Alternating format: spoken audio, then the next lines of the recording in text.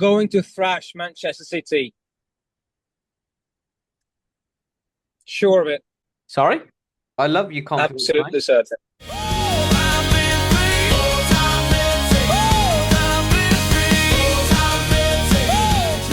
Hello and welcome to another episode of the Full-Time 15 podcast, the Premier League podcast that is anything but 15 minutes.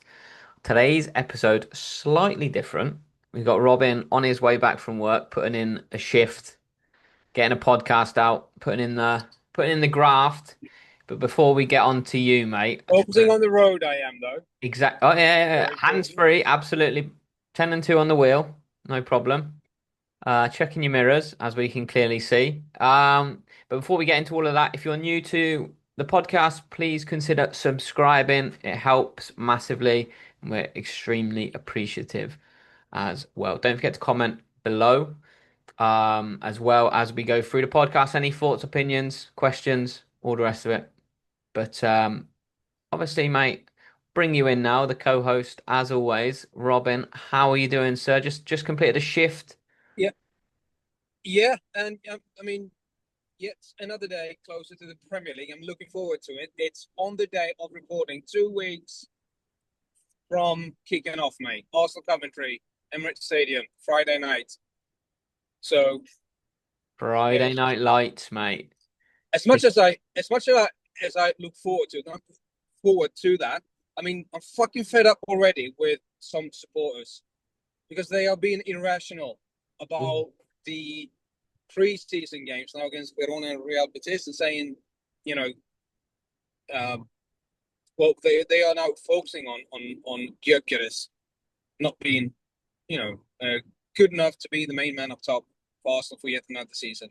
Him and Havertz are, it's going to be. I saw somebody tweeting about this, and they said it's going to be as underwhelming as last season, and something must be done in the transfer window. And Gyökeres has to be sold in the winter window if he doesn't, sort of step up, And people seem to forget, that he led us to our first Premier League titles in more than fucking 20 years. The stats, you know, speaks the stats speak volumes as well about how much work he did off the ball as well. Protecting sort of the midfielders and preventing the opposition from playing from the back, and just the press and play he adds, it's magnificent. Hmm. The work rate, I mean, I'm stunned by it. So to me, he's absolutely vital. So it's strange. It's very strange that, and he also a fucking top scorer as well. Yeah, it's 14 Premier League goals, 5 Champions League goals, a goal apiece in the FA Cup and the League Cup. 21 goals with 3 assists, nearly 25 goals and assists, goal contributions in his first season in the Premier League for Arsenal. Um, you know, Yeah, in sort of just shy of 40 odd games. yeah, and it was late into the season as well because he came later, so to the preseason camp Yeah, absolutely. before. So just relax. People need 100%. to relax. Oh yeah, I think I completely agree with the sentiment. I think we're going to see a completely different Viktor Gyökeres this season.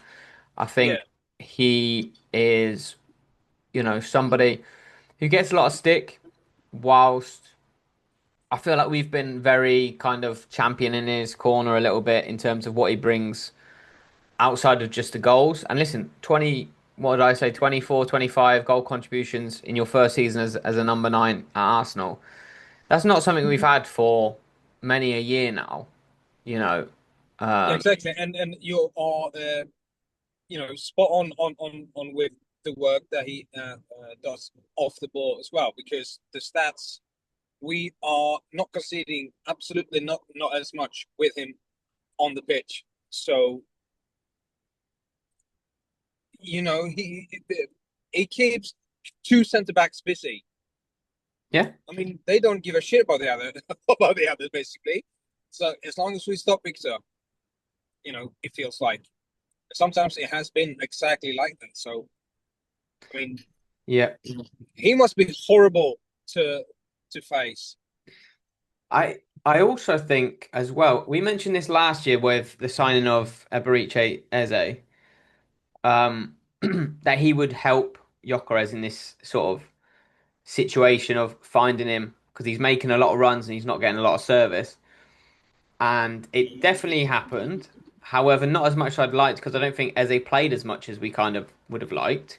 However, I think the introduction of Bruno Guimarães now is going to massively help the output of Viktor Gyökeres Oh yeah, tremendously. And I also think it paves a way into Arteta's thought process of changing the way we're going to play this year, especially with the way how sort of aggressively they went after trying to get Vinícius Jr. in.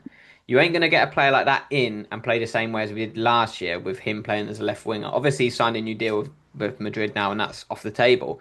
But the intent was 100% there to get him in, and I think that's a shift in the way that you're gonna see us play next season. I think it's going to be a case where we'll have the tools to play in different ways, different formations, different guises. With just even with our midfield six players alone in those three positions in midfield, you've got Rice, Zubamendi, Lewis Skelly, Erdegaard, Guimaraes, Eze can play in there. Dauman could play in there as well in the 10.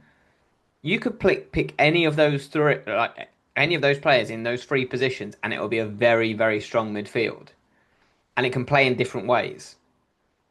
So I think we're going to utilize that. If anyone plays in different ways and has different ways of playing, it's Mikel Arteta. We've seen us play fantastically well, you know, 2, 3 seasons ago for probably 18 months, where we were probably the best football inside in the Premier League, didn't win anything. We changed it up, became more physical, found a way to win, changed it yeah. up. So I think I I've got a hunch we're gonna shift towards more of a free flowing attacking football again. Kind of the Arsenal What do you think? DNA. What is that? What you really think and believe, or is it what you want? Yeah, It's what I want for sure. yeah, But I genuinely think that's the way we're moving towards now. I kind of mentioned it briefly last year on the podcast of it felt a little bit like Arteta's tried to win the Premier League playing the nice football, couldn't make it work with the squad he had, the players he had. He had to change his identity, he had to change the way he wanted to play, and he did that to get us over the line. We've got over the line now. yeah, Obviously, retaining it's a lot harder, but I don't think we will retain the Premier League if we play the same way. I think you have to refresh, you have to sort of energize the way you play because teams figure you out.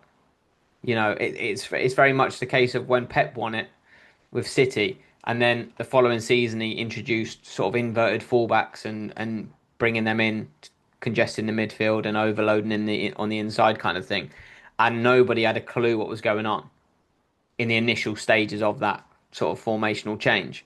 And then everybody started doing it, and then it became okay, where's the space now? What can we do to change it now? So I think people will figure Arsenal out very quickly if we continue to play in the manner that we did last year. Um, so we yeah. need to try something new, and I think going back to the roots of the Arsenal DNA is critical in that, and I hope we do it. I think we will do. But I think it's also critical to who we sign for the left wing position. Now we've missed out on Vinicius. Who is Yeah. that going to be? I don't really mind that though, because I think he has potentially the personality to not fit in a because we have the harmony now, Mm. and I don't unbelievable player, but well, it's okay with me. I seriously do not care. I just want to mention that you're talking about changing the way we play, etc. Hmm. I think with the uh, with the signing of Bruno Guimarães, I think we just add, we we would just be adding to, just he's another player who can play in that way that we played last year. Because he has that work rate, he has that like mentality as well. Hmm. And he can run for 120 minutes, no problem. He will Yeah, lead for you, and I think he has. Yeah, because I don't think Declan Rice, can play on a top level physically for another 60 games this season as he did last year. And so Bruno Guimarães coming in there with the experience, obviously from Newcastle, the Premier League, the national team, even the World Cup, and also at his age, it's really, really good signing. And I think he will be able to step in whenever Rice will need a much needed break.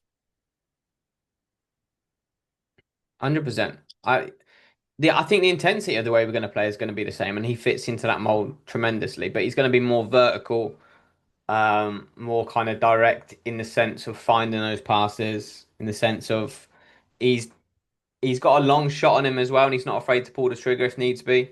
Yeah, I was just going to mention that as well. Yeah, yeah. Him and Eze, Yeah, like, anything can happen. It feels like. yeah, exactly. So that's critical. And just go back to Vinny Jr. very quickly.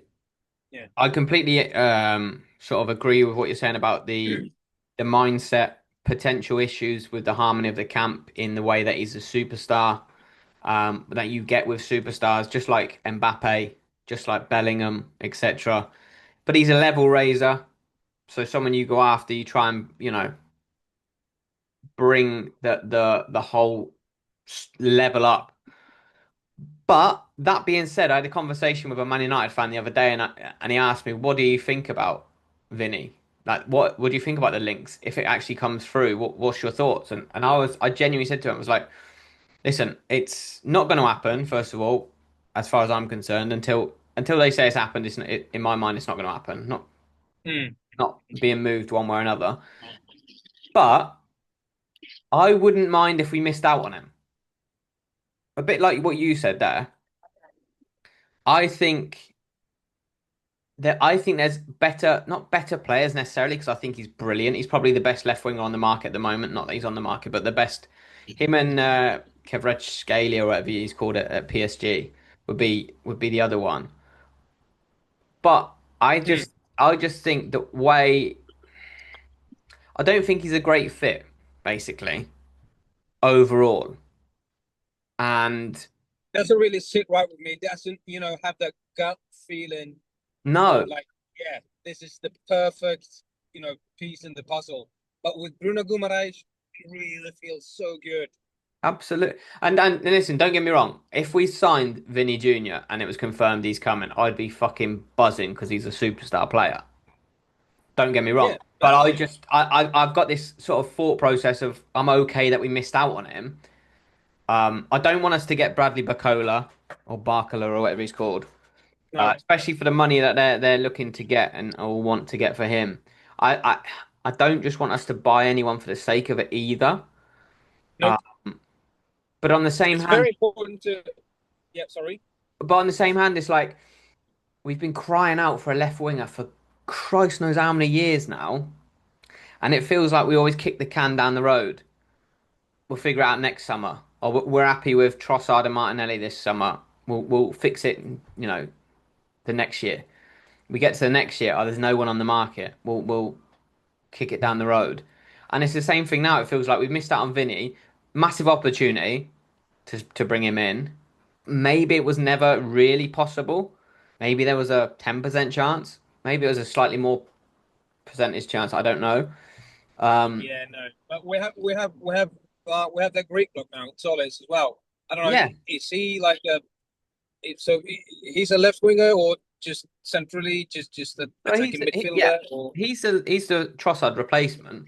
But then Trossard was yeah. the starting left winger last season. So Zolis needs time to adapt to the Premier League, first of all. So you're basically going into the season where Martinelli is your starting left winger essentially because Zolis needs time to adapt. Maybe they'll start with Zolis and give him games, but he's not going to light it on fire straight away because he'll need time to adapt to the physicality more than anything. Yeah. Um, so then you have that same kind of issue of listen, I'm a big Martinelli fan. I think he's great, but if we're talking about dynasties and trying to win back to backs and the Champions Leagues and all the rest of it, we need to upgrade every sort of area of our squad, and I think left wing is He one. has Martinelli has the ability, mate, to score the vital goals. He does, and that's what I'm saying. I'm a big fan of his, but I think there's Yeah. better players. If you said to me your two left wingers are Zolis and Martinelli going into next season, I'd be saying there's an upgrade there you can be making. Like Mm. the mid, if you take our midfield six or seven that I mentioned before, they're all fantastic players. They're not all going to be able to play, but Yeah. we're stacked in that area. Same as I want to be with on the left wing. I want us to be stacked in that area. I want us to be stacked, defensively. We basically are. We're probably a right back short in defense. Um, but it's you know, I What I would like to happen mm, is move Martinelli up front, to compete with Gyökeres and Havertz up, yeah, as a central striker because I love Martinelli up top, yeah, and then go all in for Kvaratskhelia to have him as a left winger. hmm Exceptional football player, oh so yeah. good. I would just wonder whether So that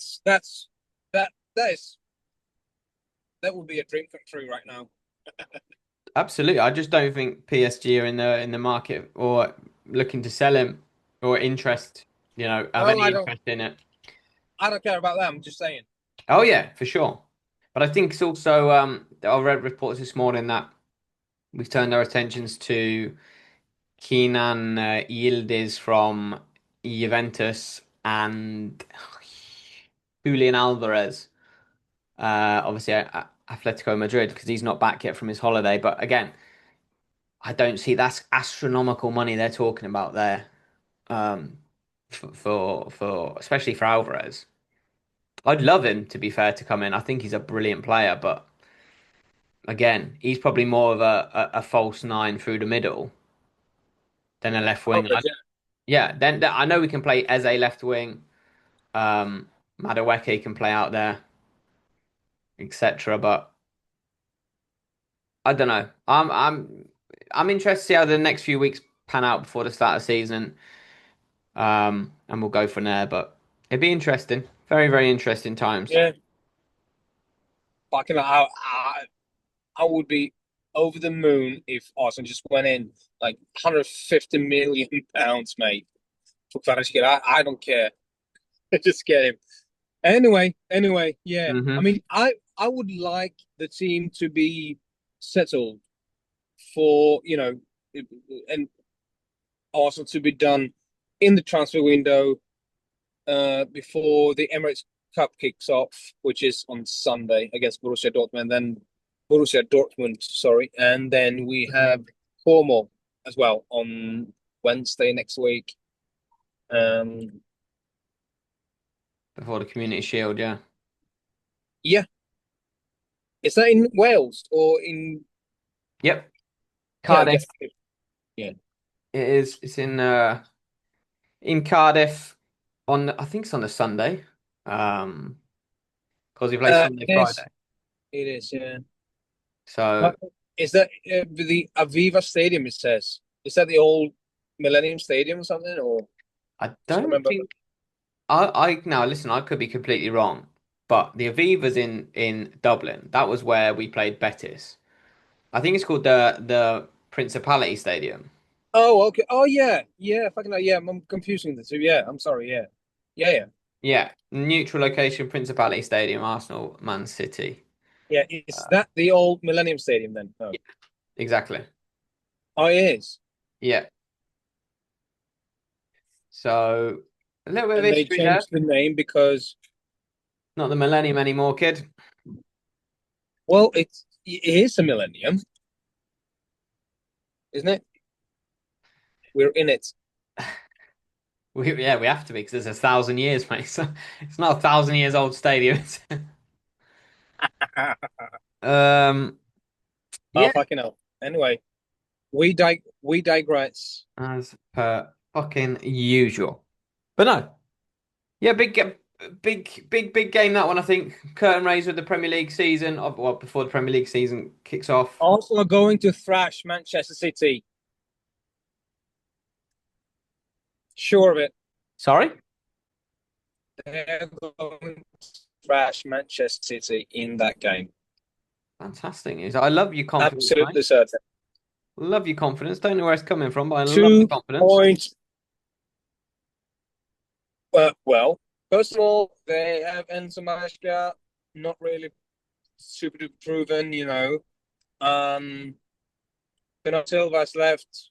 They will be out injured. 2.38 on Arsenal Is it? on the decimal system on the betting market. Yeah, yeah, it is. Yeah, so walking in there as champions, yeah, you want to be off to a good start. So just feels good. Okay, very interesting. It feels really good. So yeah, perfect.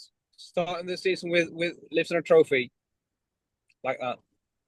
Major trophy, mate. Don't you get it? Don't get it twisted, mate. It's a Oh, okay, so major. you're driving that, are you? Bloody hell. Hey, Um, go on. well, if we lose it, mate, it's not a major one, but if if we bring it home, mate, a major UK trophy. Certainly. That's I'm not stupid, mate. always it's always the fucking debate, isn't it? You know, Oh yeah. Well, they count every it for year. every other fucker when they count trophies. Yeah, the FIFA World Cup. Okay, well, sorry. Hey, hey, listen, I want your thoughts on some news that I heard this morning. Jesus. Some you don't hear background noise, do you? Uh, well, sometimes I do. Right now, Okay. no. I mean, Okay. Something just I can hear sounds. yeah, something fell off in the background there and it was quite loud and I was like, oh fucking hell. Oh, okay, no, But then I no, realized that you probably couldn't hear it and it was just me going, oh fucking hell for no reason. Just no. um no, this morning I wanted to ask you, reports I saw this morning from Gunner Blog on Twitter mentioning Arsenal's interest in Christian Romero from Tottenham. Ugh. Okay, this is news Thoughts? to me. Oh, is it? Well, let's get your immediate reaction to that, mate, because that. Why the fuck would we be interested in him for? Well, let me tell you this as well, yeah, because it Mental, he is. reports are to be believed. Spurs do not want to entertain that in any shape, or form. They want to sell I him wonder why. abroad. If they had half a brain, mate, they'd sell him to us because I think he's fucking rubbish. He is rubbish. So if they had half a brain, they'd be doing well to sell him to us. But they think he's yeah, they put him on a bit of a pedestal, I think. To be honest, they think he's a lot better Don't want him. than he That's is. all. But that's interested. Better Uh, off, better off with fucking ten men on the pitch. Seriously. well, you play with And 10 men have half the time. have He is have fucking. Gabriel mate from Brazil and Romero from Argentina in the same. I don't know. I don't know. I don't like it. That's aggression, mate. That is some Hey? serious aggression. Mm, I don't yeah. mind. I don't mind it, mate. Hey, if we can get him a cheap, if we get him cheap, mate, I wouldn't mind another Sol Campbell moment, mate. Just for the Yeah, fucking yeah, vibes. don't drag him into this. I'm Just all saying. aboard the train, mate, of bringing Oh, in Christian Romero. I've put it on record. I think he's a bad footballer, unreliable. But on his day, and he's not on his day very often, but on his days, he can be bloody brilliant. Um, every third year. Good. every third year, yeah. No, to be fair. Now, some more Don't news like for it. you. Rodri Mhm. possibly going to Barcelona instead of Real Madrid.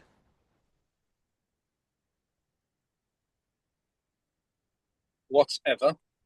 What do you well, hold on? You can't say Okay. whatever. Arsenal's biggest title rivals are potentially losing their talisman central midfield captain, who has just won the World Yeah, Cup, no, no, but and he's you been don't rumored. care. He's I don't care where if he goes, that's fucking brilliant, obviously. But he's been rumored to I think it's been Real Madrid, yeah, for quite some time. And if he leaves, that's brilliant.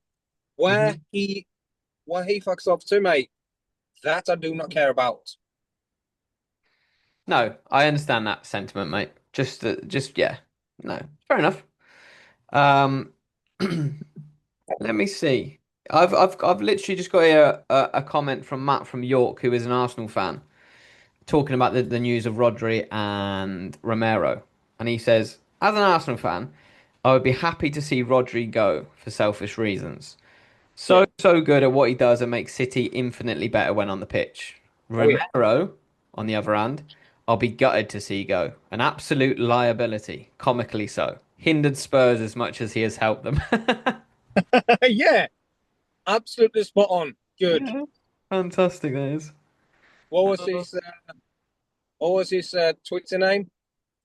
No, it was just a comment, Matt from York. Not on Mm, Twitter, just his comment on BBC Sport. Um, okay. Okay. but yeah, fantastic. What as we're talking about Tottenham very quickly, before we hop off here, what do you Mm. make of their transfer window so far? I'll go through the list very quickly, just so you've got an overview, because there's some transfers you missed. Dubravka from Burnley on a free, Senesi from Bournemouth on a free, Andy Robertson from Liverpool on a free.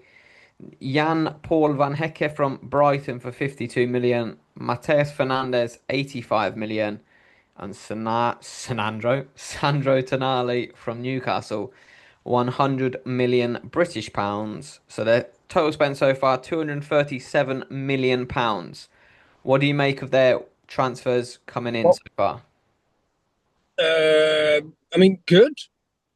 A really good window because they got a couple of players with loads of experience for free, Hmm. and they need to change something. They need people who knows, who knows about how it feels to win, basically. Um, Experience to win, yeah, yeah. yeah, and Van Hecke, really good at Brighton. Tonali is a good signing. Um, and again, I don't really care. I don't mind Hmm. how much the club spend, on players nowadays because it's just numbers. It Yeah. doesn't really mean anything anymore. Yeah. So yeah. So yeah, I mean, on paper, it's yeah, well done for completing those transfers and getting those players. Is it enough? And Is it quite enough? early as well in the window. I mean, Yeah. we still have another fortnight until Kicking it off. kicks off. Yeah. But is it enough? So Is it enough for them to get back into the Champions League? Is it enough for them to get into European football? Is it enough for them to be challenging for the title, as some Spurs fans are predicting or forward slash hoping? well, competing for Europa League maybe, but I don't at least I don't think we're gonna see them down at the bottom Hmm. uh for a third year at least. So it Barring should work out, but I mean we've had that discussion about Tottenham before. yeah, It looks good on paper. They should not be down there, but so they are. Um but no, with Deserby getting a full season. Uh, New players coming in quite early, as I said, in the window. Um, yeah, no, looking much better than last season. We'll just have to see how it pans out. yeah, yeah. No, I think you make actually a really valid point there. We've said this before. You know, when they brought in Solanke, Kudos, Xavi Simons, etc. On paper, it was they can't have another year down the bottom, or they can't be, outside Europe, whatever. And lo and behold, they were, down at the bottom end fighting again. So I think the key point in all of it is De Zerbi. Now, De Zerbi's lack of a better term, a loose cannon, a Yeah, maverick in terms of potentially he could be there, he could be gone by Christmas if he falls out with the board, if he falls out with whoever else, because he's that kind of maverick character yeah, where it he can is. happen. Uh, he doesn't stay very long at the clubs he's been at, but he has been successful. So listen, we'll see how it goes. He plays a good brand of football. They'll be tough to Does. beat next season.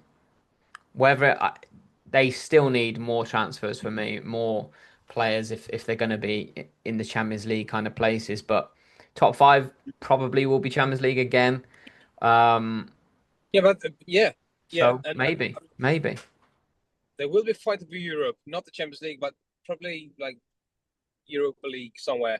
So uh, like seventh, eighth, maybe. yeah. I And reckon. is that last question on Tottenham? Is that a good season for Tottenham? Mm, yes, considering what they have been through, yeah, but not good enough. I mean, it's a step in the right direction, obviously, for them, Hmm. and they will have to start to build from there. Okay. I mean, you can't just expect them. I mean, being a Tottenham fan, then let's imagine, Yeah. you can't just think they're gonna fight for the title this season. No, no. I mean, you have to be realistic, and I think fighting for Europa League is being realistic in this case. Yeah. Um, Yep. you mentioned, yeah, you mentioned Kudos, Javi Simons, and Solanke there. Mm. Now, I feel initially that Robertson, Dubravka, Van Ecke, Sandro Tonali, it feels like they are other types. That's another type of transfers for me. Mm. It Mm. feels much more structured, like a thought behind it. You know, with experience, with you can sort of build the team around them because you have seen them play in the Premier League, all four of them, and that's super important, I think, for Tottenham. Uh, Mm. Mm. that's a very good start. So, structure-wise, it feels wise. Yeah. Yeah, yeah, I agree. It's definitely a step in the right direction. I think some of those signings are very smart. Especially the free agent signings of Robertson, Dubravka, and Senesi. I think Senesi's a wonderful pickup. Whether he plays much if Van der Ven stays, because obviously they just spent 60 million I forgot. Yeah. on Van Hecke, but he's a great player to be in there. Robertson's probably not going to play ahead of the doggy, but he's a good squad player, as you mentioned, with experience. Um, Fernandez and Tonali, two good centre mids in there. But you also have to look at the flip side. They've lost Paulinho, who was a bit of a talisman for them in their resurgence under De Zerbi last season. Yeah, I mean, Even fight. even against Thomas Frank, to be fair to Thomas Frank, he was performing for him as well. I think he had a good season. Um, Obviously losing Romero, another one. Vicario's going. Yeah, As but that's another that's a one. big loss to say. It isn't because Kinski's come in since his howler in the Champions League, Yeah, where people thought he'd never be in goal again for anybody. He's done magnificently well to come back from that. To be fair to him, but they've lost. yeah, good on him. Good on him. Absolutely, That's they've very lost. strong. Yeah, yeah, yeah. They've lost Luka Voskovic as well, who I think is going to be a brilliant centre half in the next few years. Um, Who? Luka Voskovic, the Croatian that signed for Brighton. Okay. He's going to be great. They've also lost Basuma as a free agent, so end of his contract, and Kolo Muani's gone back to PSG. who actually I think he's gone and signed for Juventus now, to be fair. But Dragusin's yeah, gone on loan to Fiorentina. I'm just looking at their list now. So, listen, we'll yeah. see. So maybe add a couple more signings, like one or two at least. Oh, well, two maybe. Fucking Yeah, I mean, at yeah, least two. At least two. Yeah. yeah, they've kind of, it feels like done good, smart business. Like I say, you lose Romero, replace him with Senesi.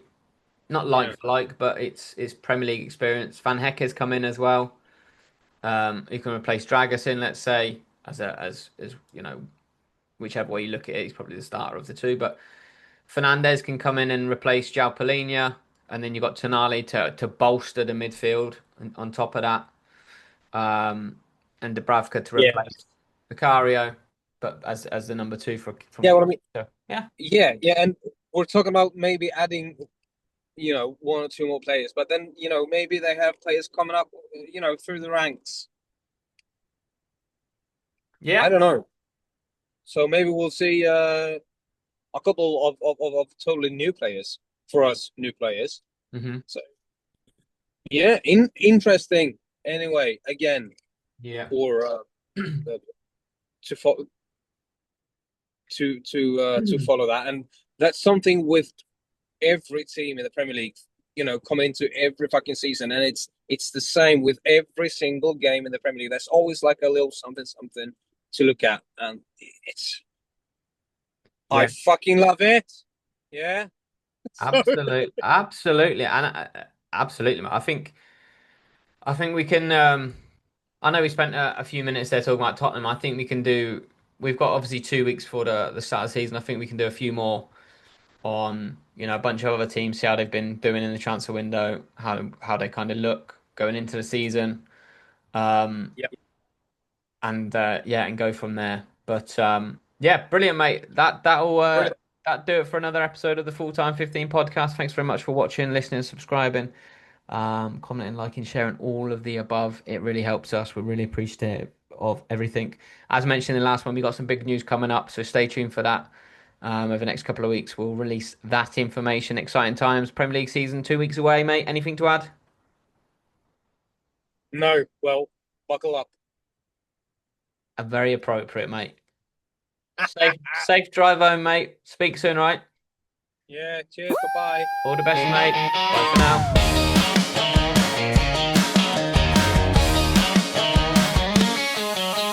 Lyle's got the stats stacked high. Robin's got a hot take flying by. They're chatting goals and red card cries, talking Premier League all night. 15 minutes, they keep it tight, but the banter's hotter than a Friday night. Full-time 15, grab a brewski cold, talking football stories, legends and gold. From the pitch to the mic, they're keeping it clean. Praying to the podcast, God, they don't get seen.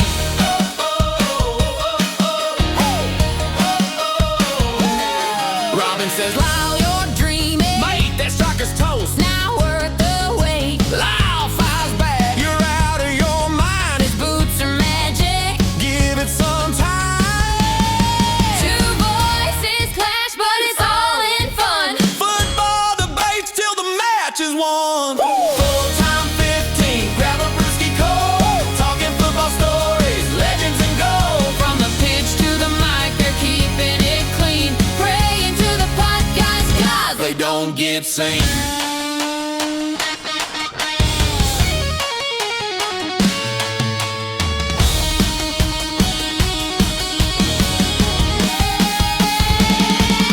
Full-time 15, full-time 15, full-time 15, full-time 15, full-time 15, full-time 15. Praying to the podcast guys. They don't get